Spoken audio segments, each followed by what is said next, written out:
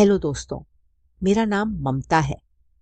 आज मेरे रिश्ते के लिए कुछ लोग आए थे, लेकिन ना जाने क्यों वह लोग मुझे बहुत अजीब लग रहे थे और उनके साथ आने वाली उनकी भतीजी तो बहुत ही अजीब थी। मैं अपनी माँ के सामने बैठी लगातार एक ही बात कह रही थी कि माँ मेरी शादी वहां मत कराइए, जबकि मेरी माँ अचानक बोली, तुम पागल हो गई हो क्या? इतना अच्छा रिश्ता इतनी आसानी से नहीं मिलता। और देखो बेटी, भगवान की मर्जी में खुश रहना चाहिए। यह रिश्ता भगवान की तरफ से तुम्हारे लिए बहुत बड़ा वरदान साबित होगा। देखना, मेरा दिल कहता है वह बहुत अच्छे लोग हैं, और जो लोग भगवान को नाराज करते हैं उन्हें कुछ भी नहीं मिलता। मेरी माँ किसी भी हालत में मेरी शादी वहां कराना चाहती थी और मुझे वहां शादी करना सही नहीं लग रहा था। मैं अपनी माँ को धैर्य से समझाते हुए बोली, माँ मेरी उम्र नहीं निकली जा रही है, आप क्यों इतना ज्यादा सोच रही हैं? मैं भगवान को नाराज नहीं कर रही हूं, लेकिन मैंने महसूस किया है कि उनका परिवार थोड़ा अलग है, और सबसे ज्यादा मुझे वह लड़की समझ नहीं आती। वह लड़की मेरे होने वाले पति की भतीजी है, लेकिन उसका अंदाज बहुत अजीब था। आपने महसूस नहीं किया, लेकिन मैंने बहुत महसूस किया है। मैं किसी भी तरह अपनी माँ को मनाने की कोशिश कर रही थी। ऐसा नहीं था कि मुझे कोई और पसंद था या मुझे यह लड़का पसंद नहीं था, मगर मैं बहुत जल्दी लोगों को पहचान लेती थी, और मैं अपने होने वाले पति की भतीजी को देखकर इतना जान चुकी थी कि यह लड़की अच्छी इसमें नहीं है, जबकि मेरी माँ सिर पर हाथ रखकर बैठ गई थी। कुछ पल बाद उनकी आंखों से आंसू बहने लगे थे, और यही मेरी हद हो गई थी। मैं तुरंत उनके कदमों में बैठते हुए नरम लहजे में बोली, माँ, मेरे कहने का मतलब वह नहीं है। आपकी बात सर आंखों पर, आप जिससे कहेंगी मैं शादी कर लूंगी। जिससे भी आप मुझे बांधना चाहेंगी उसका साथ मुझे मंजूर है, मगर आप मेरी बात को समझने की कोशिश तो करें। आप क्यों मुझे किसी अंधे कुएं में धकेलना चाहती हैं, जिसमें सिवाय अपमान के और कुछ नहीं है? आप नहीं जानती, मैंने उस लड़की को देखा है। वह बहुत अलग है। उसकी हरकतें, उसका अंदाज यह बताने के लिए काफी है कि वह लड़की अच्छी नहीं है, और अगर वह लड़की अच्छी नहीं है तो इसका मतलब उसका परिवार भी अच्छा नहीं है। जबकि मेरी माँ तड़प कर बोली, तुम पागल हो चुकी हो, तुम्हारा दिमाग घुटनों में आ गया है। तुम्हारी शादी उस लड़की से नहीं होगी, उसके चाचा से होगी, और तुम ज्यादा मत बोलो, तुम्हें बड़ों के मामले नहीं पता। चुप रहो। मैंने फैसला कर लिया है, मैं तुम्हारी शादी हर हाल में वहीं कराऊंगा था। आज वह लोग मुझे देखने के लिए आए थे, और उस लड़की का मुझसे अजीब अजीब सवाल पूछना कि आप क्या पहनना पसंद करती हैं, क्या आपके लड़के दोस्त हैं, और क्या आप उनसे मिलने जाती हैं, क्या आप लेट नाइट पार्टी करते हैं। यह बातें बोलने की तो नहीं होती, मगर मैं जानना चाहती हूं, प्लीज बताएं। उसका अंदाज बहुत अजीब था। न जाने क्यों वह लड़की मुझे गलत महसूस हो रही थी। ऐसा लग रहा था जैसे वह दोहरी व्यक्तित्व वाली हो, मगर मैंने कोई नतीजा निकालना उरी नहीं समझा था। मेरी माँ को मेरे होने वाले पति बहुत पसंद थे, इसलिए उन्होंने बिना मेरी राय लिए उन लोगों को हाँ बोल दी थी। कुछ ही पल का खेल था, और शादी की तैयारियां जोर शोर से होने लगी थी, जबकि मुझे घबराहट हो रही थी। और फिर मैंने भी आखिर में यह सोचकर खुद को समझा लिया था कि वाकई मेरी शादी उसके चाचा से हो रही है, उससे नहीं।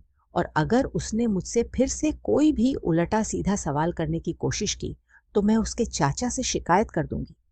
लेकिन मुझे पता ही नहीं था कि उनके घर जाने के बाद मेरे सामने क्या हकीकत आने वाली है। समय अपनी रफ्तार से बीत चुका था, और मेरी शादी खुशी खुशी मेरे पति से हो गया था, और मैं बाप के घर से पति के घर आ गई थी। समय गुजरता जा रहा था, और यहाँ के तौर तरीके देखकर मेरी जान हलक में आ गई थी। जैसा मैंने सोचा था बिल्कुल वैसा ही हो रहा था। यहाँ आकर मुझे सभी लोगों के राज्य मालूम होते जा रहे थे। मैं हैरान थी कि मेरी शादी मेरे घर वालों ने कहाँ कर दी है। मेरी माँ तो कहती थी कि तेरा ससुराल बहुत ही अच्छा है, वहां तू बहुत खुश रहेगी, तुझे जिंदगी की हर सुविधा मिलेगी, वह लोग बहुत ही इज्जत और मर्ब वाले हैं, बस तुझे उनके हर हुक्म की पैरवी करनी है। लेकिन यहां आकर तो एक अलग ही हालात सामने आ रहे थे। मेरी जेठ की बड़ी बेटी नेहा एक बहुत ही अलग मिजाज की लड़की थी। उसकी उम्र 19 साल थी, मगर उसकी हरकतें किसी 25 साल की बुरी औरत जैसी थी। नेहा को देखकर ऐसा लगता था कि जैसे वह सारे खेल खेली हुई है। मैंने कभी नहीं सोचा था कि मेरी शादी ऐसे बेढंगे परिवार में हो जाएगी। शादी की सुबह में हैरान रह गई थी जब मेरी वह 19 साल की भतीजी अपने चाचा की गोद में आकर बैठ गई थी। मेरे लिए यह सब कुछ काफी हैरान करने वाला था। मेरी माँ ने तो मेरे ससुराल की बहुत तारीफें की थी कि तेरे ससुराल वाले बहुत धार्मिक लोग हैं, तू बहुत खुश रहेगी, कोई भी परेशानी तुझे नहीं होगी। जो धार्मिक होते हैं उनके दिल में भगवान का खौफ होता है। मगर मुझे तो यहाँ ऐसा कुछ नहीं दिखा था। थोड़ी देर बाद मेरी जेठानी आकर अपनी बेटी को ले गई थी, जबकि वह लगातार मना करती रही कि उसे वहीं रहना है। मेरे पति भी शायद मेरी मौजूदगी में शर्मिंदगी महसूस कर रहे थे। थोड़ी देर बाद ही हमें नाश्ते के लिए बुलाया गया था। काफी खुशनुमा माहौल में नाश्ता किया जा रहा था, लेकिन अचानक ही नेहा आकर बैठी तो माहौल में एक अजीब सी ठंडक छा गई थी। मेरी सास, नंदे और मेरे देवर सभी के चेहरे उतर गए थे। वहां से धीरे धीरे सब उठना शुरू हो गए थे, जबकि वो लड़की नेहा अभी भी डटी हुई नाश्ता करती रही थी। जब उसकी दादी ने महसूस किया कि सब जा रहे हैं तो उन्होंने खुद ही नेहा को अंदर भेज दिया था, जबकि नेहा मुंह बनाती और सबको बुरा भला कहते हुए अंदर चली गई थी। मैं हैरान थी कि उसे मेरी मौजूदगी का भी एहसास नहीं हुआ। शायद वह ऐसे ही सोच की मालिक थी, लेकिन मुझे नहीं पता था कि असली हकीकत क्या है। जैसे जैसे समय बीतता गया, नेहा की और भी अजीब बातें मेरे सामने आने लगी। रात का दूसरा पहर चल रहा था और प्यास के कारण मेरी नींद अचानक खुल गई। मैंने साइड टेबल की ओर हाथ बढ़ाया तो देखा कि जग खाली पड़ा था, जिससे मुझे और ईड़ हो गई। मैंने गुस्से में अपने पति की पीठ को घूरा। रात में पानी लाने की जिम्मेदारी उन्हीं की थी, लेकिन हर बार की तरह वे आज भी पानी लाना भूल चुके थे। मुझे बहुत गुस्सा आया, लेकिन उस समय उनकी नींद खराब नहीं करना चाहती थी, इसलिए मैंने चुपचाप चप्पल पहनी और बाहर निकल आई। जैसे ही मैं किचन के पास पहुंची, नेहा की आवाज मेरे कानों में पड़ी। शायद वह किसी से मोबाइल पर बात कर रही थी। वह धीरे धीरे कह रही थी, देखो मेरे पास इतना समय नहीं है, जितना कहाँ है उतना करो और सही समय पर पहुंच जाना। मुझे नहीं पता, बस मुझे यह करना है। अब मेरा दिल बहुत कर रहा है मुझसे और सहन नहीं होता। ना जाने मम्मी मेरी शादी कब करेंगी और मैं ये काम अपनी जिंदगी में जल्द से जल्द करना चाहती हूँ। उसकी बातें सुनने में काफी दिलचस्प लग रही थी। मैं ध्यान से सुनने लगी। वह आगे बोली, बस मैंने सोच लिया है कि अब मैं यह करती जाऊंगी, मुझसे और सहन नहीं होता। मेरी आंखें हैरानी से फैल गईं। वह शादीशुदा रिश्ता बनाने की इच्छा जता रही थी, और वह भी किसी अनजान आदमी के साथ। क्या यह बातें उसके लिए सही थी? मैं उससे जाकर पूछना चाहती थी, लेकिन तभी उसने कुछ ऐसा कहा कि मेरे होश उड़ गए। वह बोली, और हाँ सुमित, वहां सिर्फ तुम ही नहीं होने चाहिए, तुम्हारे साथ 2-4 और लड़के भी होने चाहिए। मैं किसी एक आदमी के साथ ये काम नहीं करना चाहती।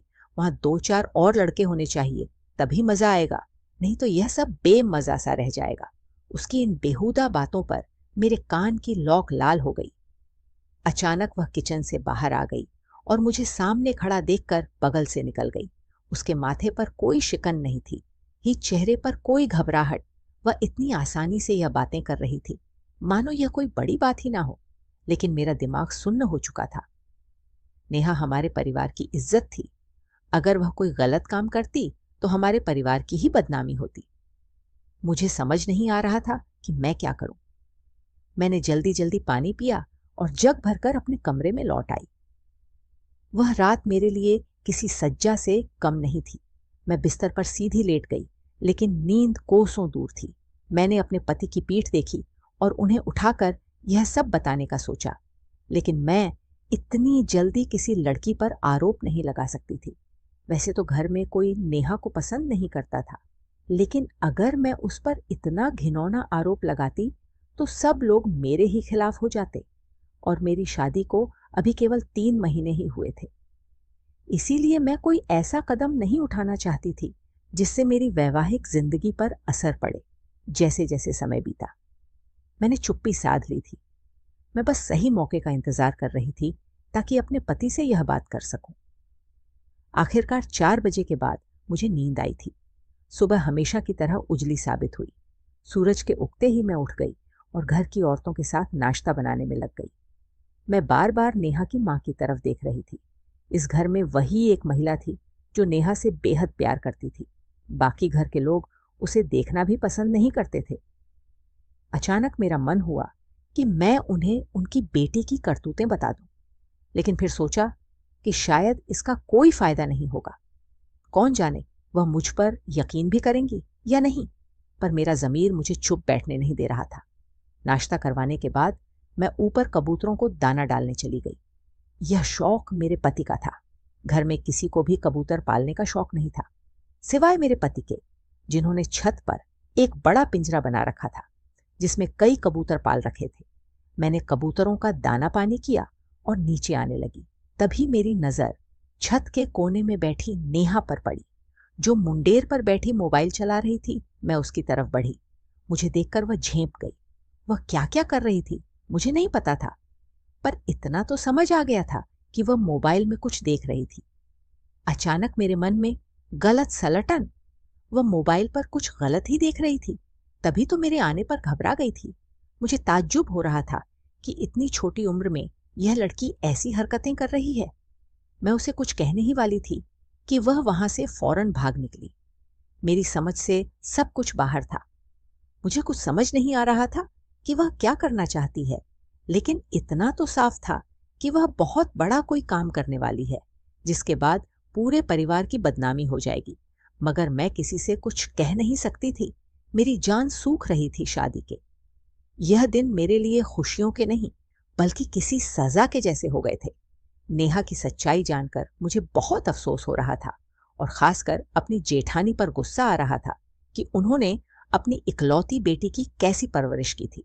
उसके पापा भी अक्सर उस पर गुस्सा होते थे, खासकर उसकी लापरवाही पर। उसका बेफिक्राना अंदाज सबको खटकता था। जब वह बाहर जाती थी तो काफी देर बाद घर लौटती थी। मेरी सास इन बातों पर बहुत चिड़चिड़ाती, पर नेहा एक कान से सुनकर दूसरे से निकाल देती थी। वह दिन भी रोज की तरह गुजर गया। अगली सुबह नाश्ते की मेज पर नेहा सजी धजी बैठी थी। मेरी सास ने उसे एक नजर देखा और बोली, अरे नेहा, तू कहाँ जा रही है? तेरा दिमाग तो ठीक है, घर से इजाजत ली भी है। नेहा ने अपनी दादी को देखा और बिना कुछ कहे नाश्ता करने लगी। वह इकलौती बच्ची थी जो अपनी दादी को ऐसे नजरअंदाज करती थी जैसे उनका इस घर में कोई वजूद ही नहीं है। नेहा तो सभी को इस तरह अनदेखा करती थी। किसी से बात करना उसने जरूरी नहीं समझा। शायद उसकी परवरिश ही ऐसे हुई थी। थोड़ी देर बाद वह सभी के सवालों को नजरअंदाज कर अपना बैग उठाकर घर से चली गई। पीछे सब लोग उसकी माँ को ताने मार रहे थे, जबकि उसकी माँ के चेहरे पर हल्की मुस्कान थी। मैं हैरान थी कि यह औरत आखिर चाहती क्या है। शायद उसे अपनी बेटी की करतूतें मालूम थी, पर उसकी मुस्कान मुझे किसी बड़ी आफत का संकेत लग रही थी। मुझे बस नेहा के लौटने का इंतजार था, ताकि सच्चाई सामने आ सके। नेहा जो कल सुमित नाम के लड़के से 4-5 और लड़कों की बात कर रही थी, वह उनके साथ रंगरलियां मनाने गई थी, उनके साथ पाप करने के लिए गई थी। यह सोचकर ही मेरे शरीर में झुरझुरी दौड़ गई। नेहा शाम होने से पहले घर लौट आई थी और सीधा अपने कमरे में जाकर सो गई थी। वह इतनी थकी हुई थी कि उठने का नाम नहीं ले रही थी। मैंने उसे 2-3 बार खाने के लिए बुलाने की कोशिश की, पर उसने हर बार मना कर दिया। यह सब देखकर मुझे यकीन हो गया था कि यह लड़की बिल्कुल भी अच्छी नहीं है। मेरा दिल उससे उठ गया था। मुझे उससे नफरत सी महसूस होने लगी थी, बल्कि उसे घिन महसूस होने लगी थी। ऐसा लग रहा था जैसे मैं उसे खत्म कर दूं। जिस लड़की को जायज नाजायज का फर्क नहीं पता, उसे जीने का कोई हक नहीं है। मेरे दिमाग में अजीब अजीब ख्याल आने लगे। मैंने खुद को मुश्किल से संभाला और अपने कमरे में जाकर बैठ गई। थोड़ी देर बाद मेरे पति अपने दोस्तों के पास चले गए और मुझे अपनी सास के कमरे में भेज दिया। वहां पहले से ही मेरी एक देवरानी और एक जिठानी बैठी थी जो सास से बातें कर रही थी। मैं भी उनके साथ जाकर बैठ गई। अचानक नेहा का जिक्र छिड़ गया। मेरी छोटी झेड़ा नहीं ने सास से कहा, आप लोगों ने बेवजह ही नेहा को इतना सर पर चढ़ा रखा है। उसकी शादी करो और उसे उसके घर भेजो। फालतू में घर में हर वक्त शोर मचाती रहती है। उसकी वजह से सब परेशान है। कल भी विक्रम यही कह रहे थे कि इस लड़की ने हमारी नाक कटवाने की कसम खा ली है, ना जाने ये हमारा क्या करेगी। मेरी जिठानी भी यही बात कहने लगी। अचानक लंबी खामोशी के बाद मेरी सास बोली, बस पराई बच्ची है, कुछ दिन की मेहमान है, फिर चली जाएगी। तुम लोग अपना खून मत जलाओ, जल्दी ही सब ठीक हो जाएगा। पराई बच्ची पर मेरे कान खड़े हो गए। मैंने अपनी सास से पूछा, मम्मी जी पराई बच्ची से क्या मतलब? उन्होंने मेरी तरफ देखकर कहा, अरे बहू, तुम्हें क्या मालूम कि तुम्हारी जेठानी की अपनी कोई औलाद नहीं है? नेहा, उनकी अपनी बेटी नहीं है, उसे गोद लिया गया है और बेवजह उसे ढेर सारे लाड़ दिए गए हैं। इसी लाड़ प्यार के चलते वह बिगड़ गई है। यह बात मेरे लिए चौंकाने वाली थी। मैं बड़ी बड़ी आंखों से उन्हें देख रही थी। अब मुझे नेहा की बेहुदा हरकतों की असलियत समझ आ रही थी। मेरी जेठानी का धीमे से मुस्कुराना, देर से घर आने पर कुछ न कहना, उसकी गलतियां जानते हुए भी उसे कुछ न कहना। आज सब सच्चाई सामने आ चुकी थी। उन्होंने कभी भी नेहा को अपनी औलाद माना ही नहीं था। मुझे नेहा पर बहुत अफसोस हो रहा था कि वह कैसे घर में पैदा हुई है, यानी उसका भविष्य पूरी तरह से अंधकारमय था। उसकी दुनिया और जिंदगी दोनों बर्बाद हो चुकी थी। आज पहली बार मुझे नेहा के लिए दुख महसूस हो रहा था, लेकिन मुझे यह नहीं पता था कि असलियत कुछ और ही थी, जिसका मुझे पता नहीं था। अगले दिन सुबह मैंने उसे बहुत हैरानी से देखा। मेरा शक धीरे धीरे हकीकत में बदल रहा था। वह बहुत लड़खड़ाते हुए चल रही थी, जो इस बात की निशानी थी कि उसने यकीनन कुछ गलत किया है। मेरी सास ने उसे कई बार टोका, लेकिन वह हमेशा की तरह अनदेखा करके अपनी मां की बाहों में सिमट गई। उसकी मां ने उसके लिए ताज़ा नाश्ता बनाया और उसके सामने सजा दिया, जिसे वह चुपचाप खा रही थी। आज मैं भी उसके साथ बैठी और उससे इधर उधर की बातें करने की कोशिश कर रही थी। मेरा मकसद साफ था कि मैं उससे दोस्ती करना चाहती थी। मैं इतना तो जान चुकी थी कि यह लड़की बुरी संगत में पड़ चुकी है, लेकिन अगर यह मेरे साथ रहती तो मैं इसकी सही परवरिश कर सकती थी और इसे बुराई के रास्ते से हटाकर अच्छाई की राह पर ला सकती थी। लेकिन मुझे नहीं पता था कि वह असल में कुछ और ही थी। काफी देर तक वह मुझसे बातें करती रही और फिर अपने कमरे में चली गई। इस दौरान उसने अपने बारे में कुछ भी नहीं बताया। मैं समझ गई थी कि वह लड़की बेबाक होने के साथ साथ काफी चालाक भी है, इसलिए वह अपने ऊपर कोई बात नहीं आने दे रही थी। कुछ देर बाद वह फिर नहा धोकर बाहर आई और खुद को चादर में ढककर अपनी मां को अलविदा कहकर चली गई। आज मेरी सहन शक्ति जवाब दे गई थी। उसकी मां सब कुछ देखती रही, लेकिन चुपचाप बैठी रही। मैंने गुस्से से उनकी ओर देखा और कहा, आप पागल हो गई हैं। क्या अपनी बेटी को इस तरह कैसे जाने दे रही हैं? क्या आपको नहीं पता वह जवान लड़की है, भटक सकती है, गलत संगत में पड़ सकती है। आप उसकी सही परवरिश क्यों नहीं कर रही हैं? मेरी जिठानी ने मुझे हैरानी से देखा और कहा, देखो ममता, तुम इस घर की बहू हो, लेकिन अभी नई नई हो। तुम हमारे घर के मामलों के बारे में कुछ नहीं जानती, इसलिए अभी तुम्हारा यहां बोलने का कोई हक नहीं है। तुम्हारी अभी नई नई शादी हुई है, अपना ध्यान अपनी शादी पर लगाओ।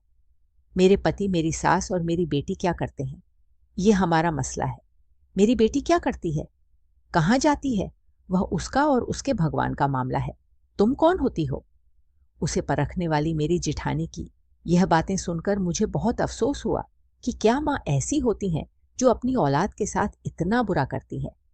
मैं गुस्से में कमरे में जाकर बैठ गई, लेकिन खुद को बिल्कुल भी काबू में नहीं कर पा रही थी।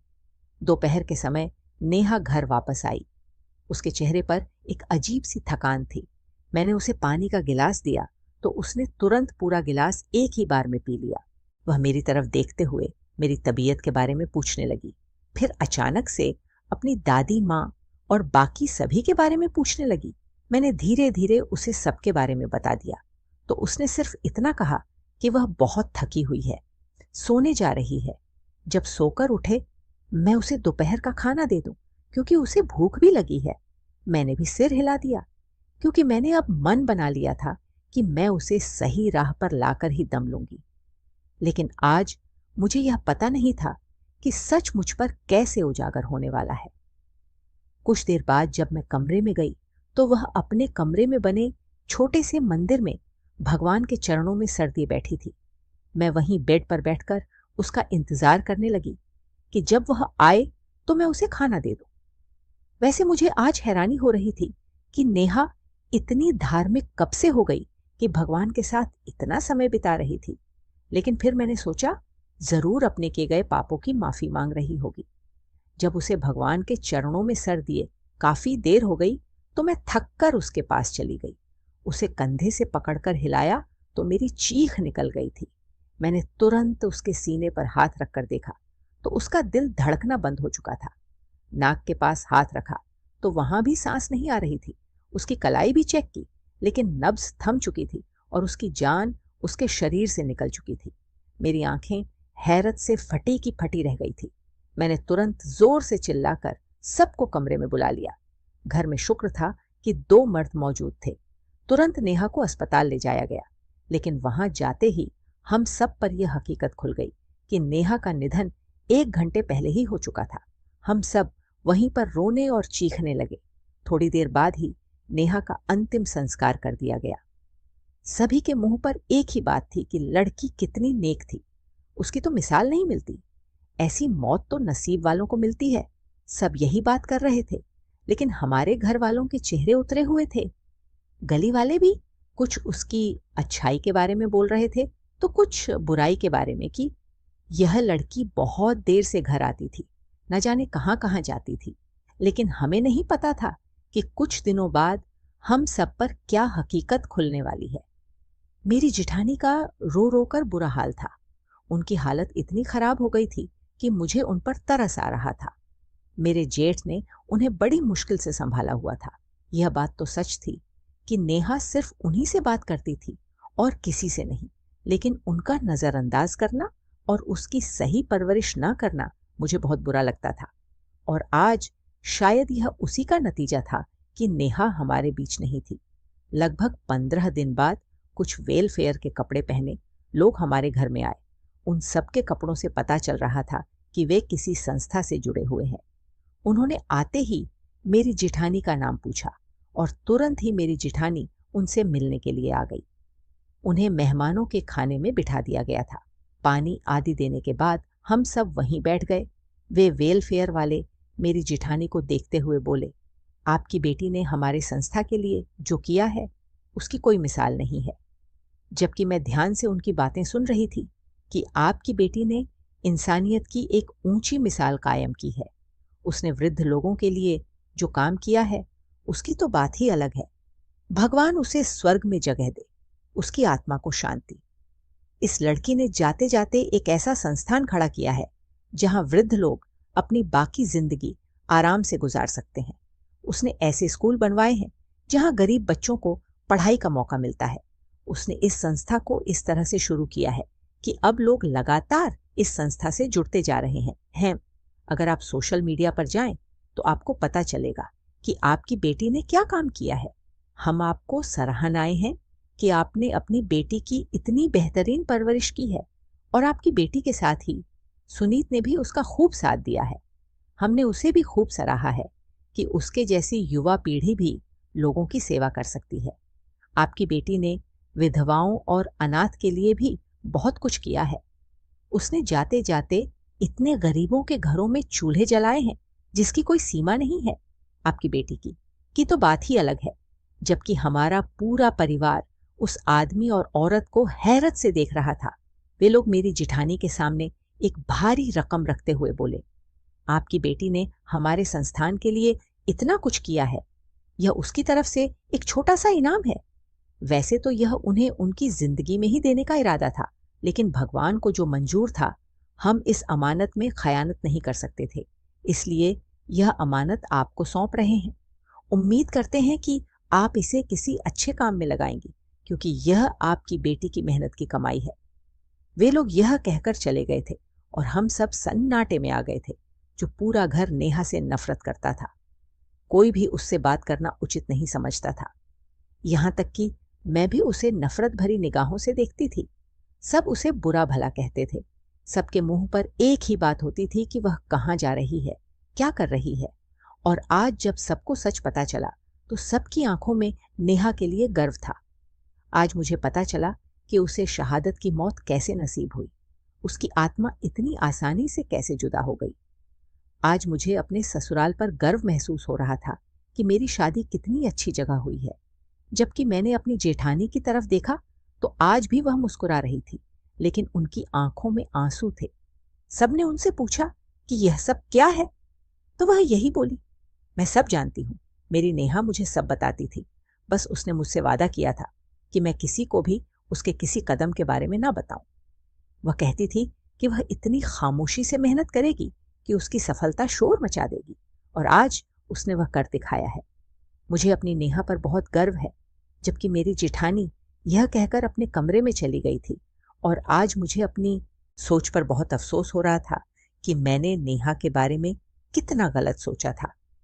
अगर आपको हमारी कहानी पसंद आई हो तो वीडियो को लाइक करें। चैनल पर नए हैं तो चैनल को सब्सक्राइब जरूर करें। धन्यवाद दोस्तों।